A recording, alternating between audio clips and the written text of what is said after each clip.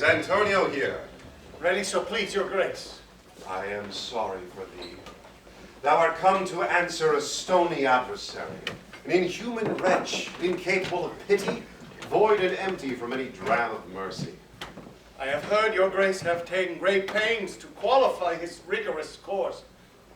But since he stands obdurate, and that no lawful means can carry me out of his envy's reach, I do oppose my patience to his fury, and am armed to suffer with the quietness of spirit the very tyranny and rage of his. Go one, call the Jew into the court. He is ready at the door. He comes, my lord. Take room and let him stand before our face. Shylock.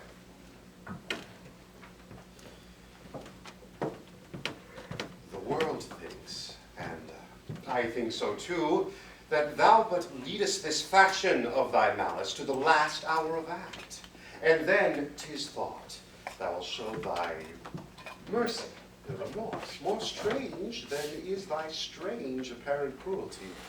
And where thou now exactst a penalty, which is a pound of this poor merchant's flesh, thou wilt not only loose the forfeiture, but touched with humane gentleness and love, forgive a moiety of the principal, glancing an eye of pity on his losses that have of late so huddled on his back. We all expect a gentle answer, Jew. I have possessed your grace of what I purpose, and by our holy Sabbath have I sworn to have the due and forfeit of my bond. If you deny it, let the danger light on your charter and your city's freedom.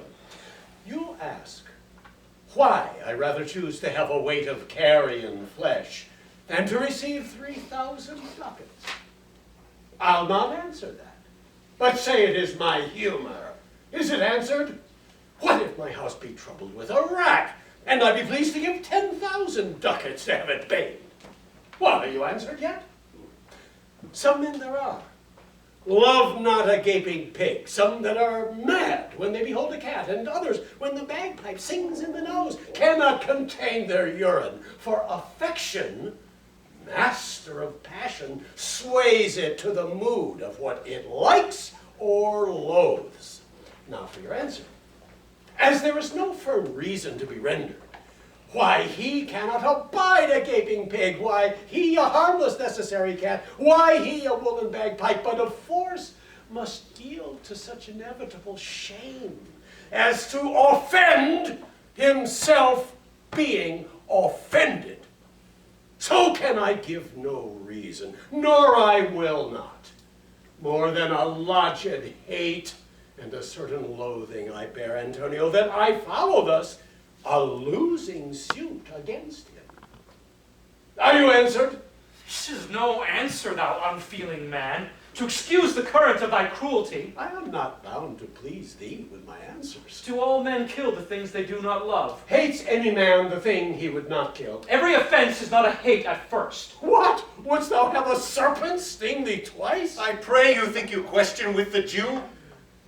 You may as well go stand upon the beach and bid the main flood bait his usual height. You may as well use question with the wolf, why he hath made the ewe bleat for the lamb. You may as well do anything most hard than seek to soften that, and which what's harder, his miserable heart. Therefore I do beseech you, make no more offers, use no farther means, but with all brief and plain conveniency, let me have judgment and the Jew his will. For thy 3,000 ducats, here is 6. If every ducat in 6,000 ducats were in 6 parts, and every part a ducat, I would not draw them, I would have my bond. How shalt thou hope for mercy rendering none? What judgment shall I dread, doing no wrong? You have among you many a purchased slave, which, like your asses and your dogs and your mules, you use in abject and in slavish parts because you bought them.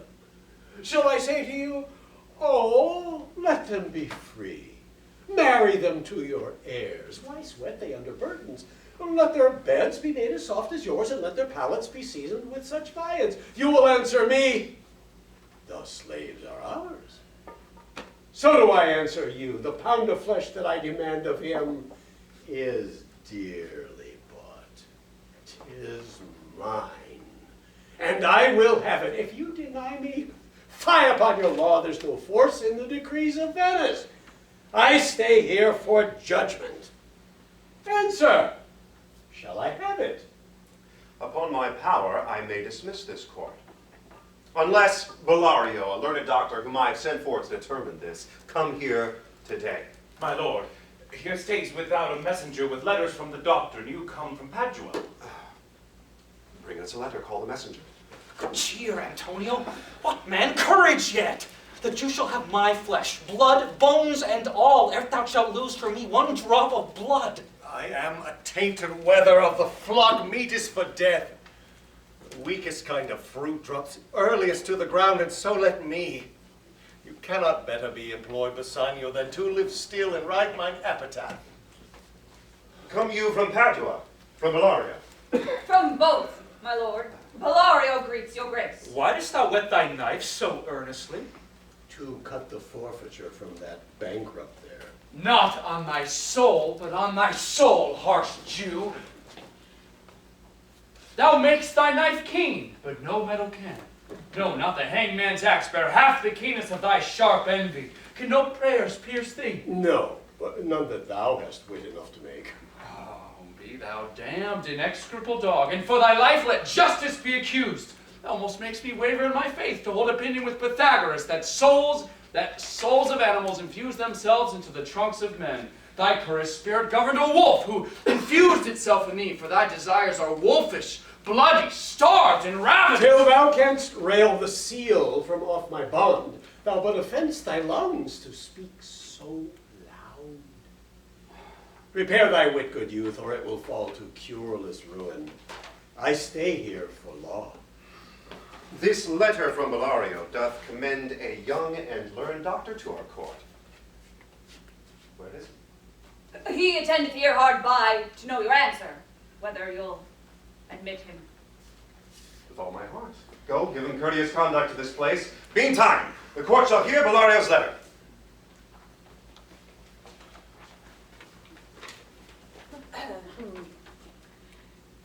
Your grace shall understand that at the receipt of your letter I am very sick.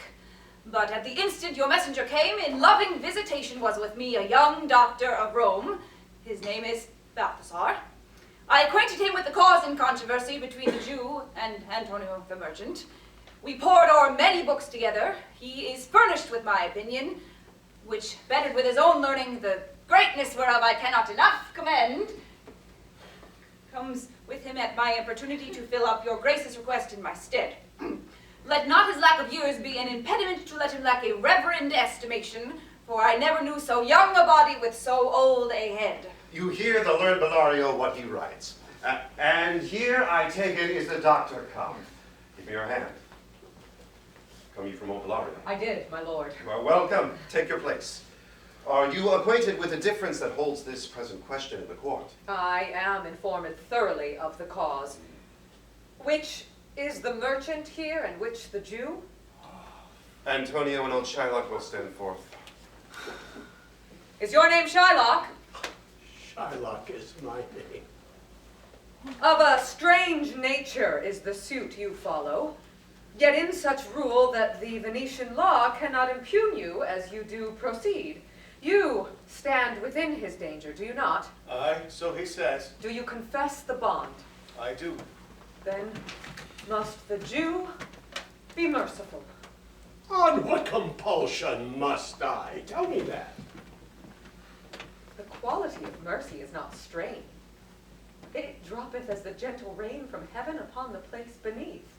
It is twice blessed. It blesseth him that gives and him that takes. 'Tis mightiest in the mightiest. It becomes the throned monarch better than his crown. His scepter shows the force of temporal power, the attribute to awe and majesty, wherein doth sit the dread and fear of kings. But mercy is above this sceptered sway. It is enthroned in the hearts of kings. It is an attribute to God himself. And earthly power doth then show likes God's when mercy seasons justice. Therefore, Jew, though justice be thy plea, consider this, that in the course of justice, none of us should see salvation. We do pray for mercy, and that same prayer doth teach us all to render the deeds of mercy. I have spoke thus much to mitigate the justice of thy plea, which, if thou follow, this strict court of Venice must needs give sentence against the merchant there. My deeds upon my head, I crave the law, the due and forfeit of my bond. Is he not able to discharge the money? Yes, here I tendered for him in the court, yea, thrice the sum. If that will not suffice, I will be bound to pay it 10 times over on forfeit of my hands, my head, my heart. If this will not suffice, it must appear that malice bears down truth. I beseech you, rest once the law to your authority. To do a great right, do a little wrong, and curb this cruel devil of his will. It must not be.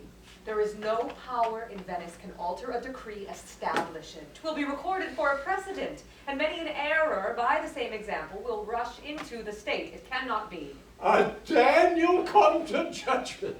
Yea, a Daniel. Oh, wise young judge, how I do honor thee.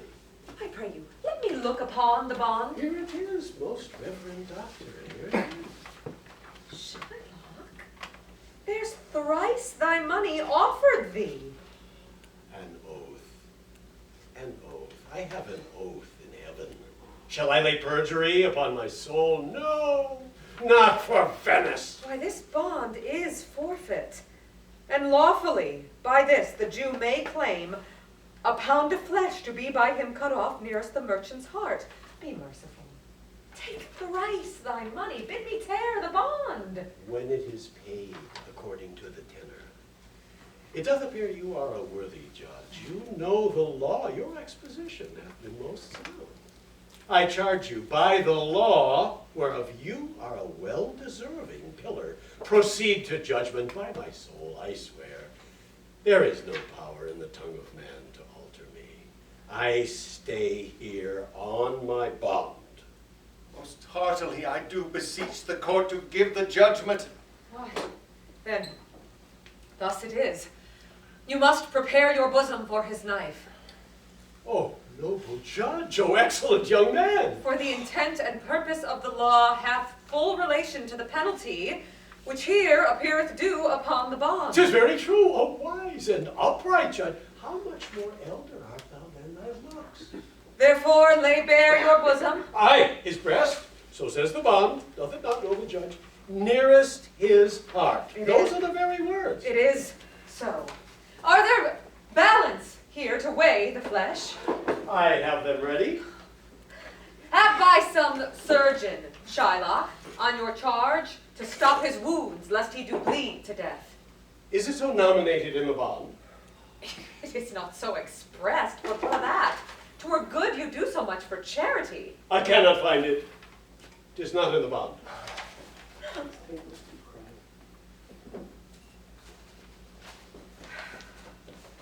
You, merchant, have you anything to say? But little. I am armed and well prepared. Give me your hand, Bassanio.